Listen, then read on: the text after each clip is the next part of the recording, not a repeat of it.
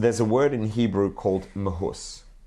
Not called muhus, there's a word muhus, which is a little bit, it can be a little bit difficult to translate. People will translate it as essence, deepest essence, etc. The truth is that the best translation of the word to illustrate what it actually means, because it's kind of difficult, is the most literal translation. The word muhus, if you split it in half, the first two letters are mem, hey, ma, means what. Muhus is the mahus, it's the whatness. What is it? Not how does it behave, how does it look, how does it sound, how is it perceived, what is it?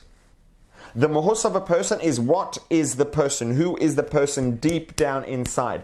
We're not talking about the layers, we're not talking about personality, we're not talking about characteristics, we're not talking about behavior, we're talking about who/what the person is, the muhus, the mahus, the whatness. And the same is true of Hashem. There are layers and levels of divinity, whatever that means is another whole can of worms.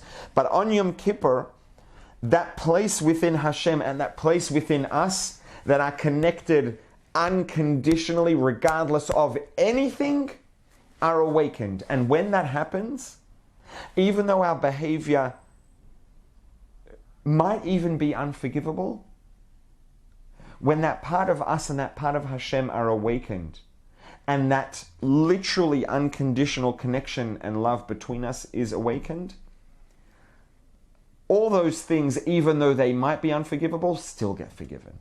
Because that's what unconditional means. And the thing about Yom Kippur that's unique is that the nature of time on Yom Kippur, the nature of the time of Yom Kippur is that it awakens our muhus and Hashem's muhus, our whatness, what we are and what Hashem is. And at that level of operating in connection, nothing matters, as unforgivable as it is. Now, this is talking about it in terms of our relationship with Hashem. I want to talk now a little bit more about what that is just in terms of us and how the damage repair works. And this is what I was talking about before about the stem cell therapy. Right? So the idea of stem cell therapy, just very generally speaking, what stem cells, going back to the beginning, right? Every single one of us started out as one cell. One single cell. And that single cell that we started out as contained all the genetic material, all the DNA that was necessary to completely create us as complete people the way that we are. The way that we were when we were born, the way we are now as adults. All the information was there in that one cell, and then that cell split into 2 and 4 and 8 and 16 and 32 and continued to split and grow.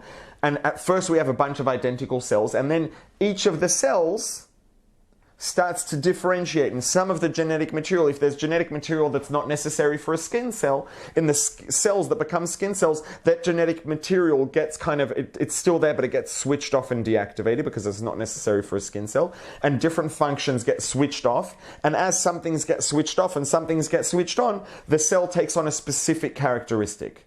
So a skin cell doesn't look the same as a blood cell, even though they both have all the same DNA inside and the same genetic material, because some of the DNA is activated, some of it's deactivated, and the result is different looking cells. They all start out the same, and they get differentiated. And within blood, there are red blood cells and white blood cells, there's B cells and T cells, etc., and muscle cells and nerve cells. All of these cells started out as a stem cell originally, if we go far back. All of them have the same DNA. And what happens is, as some gets activated, some gets deactivated, they turn into very different cells. And those activations and deactivations can be permanent. And then what happens when a cell, let's say a cell gets damaged, part of the body gets damaged, God forbid, the body has tremendous ability to repair itself. Incredible. If we get to know, the more we get to know about it, the more incredible it becomes. But there are also limits. There are limits to what cells are able to do and the repair that they're able to do. But the cells that we all started out from originally, that original cell, right, stem cells, they haven't had anything turned on or off yet. Everything is there, all the information's available, which means if all the information's available, those are the cells that we were made out of, which means those cells can become anything and can do anything, and they can grow into anything. Because every part of us comes from those same cells, that same original cell that we started out from.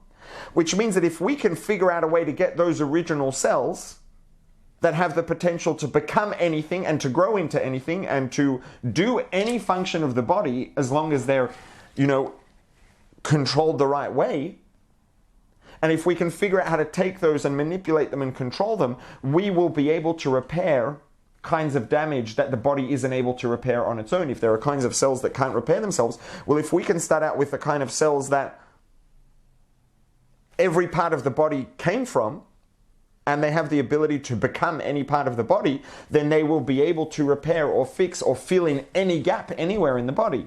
Even if there are cells in the body that aren't able to repair themselves or regenerate, the stem cells can, because that's where these cells came from. Those are able to turn into any kind of cell.